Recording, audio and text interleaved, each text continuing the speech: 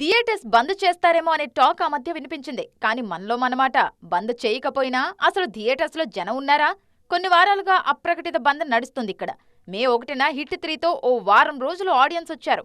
ఆ తర్వాత సింగిల్ పర్లేదనిపించింది. అంతే. ఆ తర్వాత మళ్లీ థియేటర్స్ వైపు ఆడియన్స్ వస్తే ఒట్టు. భైరవం కూడా అంచనాలు అందుకోలేదు. మాస్ ఆడియన్స్ ను ఆకట్టుకుందనుకున్న భైరవం సైతం చేతులెత్తేయడంతో థియేటర్స్ మళ్లీ ఖాళీ అయ్యాయి. థియేటర్ ఆక్యుపెన్సీ పెంచడానికి ఏం చేయాలో ఎవరికీ అర్థం కావట్లేదు. మొన్న జూన్ 5న విడుదలైన కమల్ హాసన్ థగ్ లైఫ్ మొదటి రోజే ఆడియన్స్ లేక షోలు క్యాన్సిల్ అయ్యాయి. ఈ వారం వస్తుందని ఆశపడ్డ వీరమల్లు రావట్లేదు. దాంతో మళ్లీ అనఫిషియల్ బంద్ కంటిన్యూ అవుతుంది.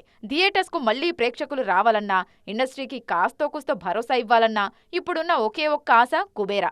జూన్ 20న రానుంది ఈ చిత్రం. శేఖర్ కమ్ముల తెరకెక్కిస్తున్న ఈ చిత్రంపై అంచనాలు భారీగానే ఉన్నాయి. దీనిపైనే ఆశలు పెట్టుకున్నారు ఎగ్జిబిటర్లు. కుబేరా గాని బాగా ఆడితే కొద్దో గొప్పో మళ్లీ ఆశలు చిగురుస్తాయి. కుబేరా ఆడితే ఆ ప్రభావం రాబోయే సినిమాలపై కూడా ఉంటుంది. జూన్ 27కు కన్నప్పతో వస్తున్నారు మంచు విష్ణు.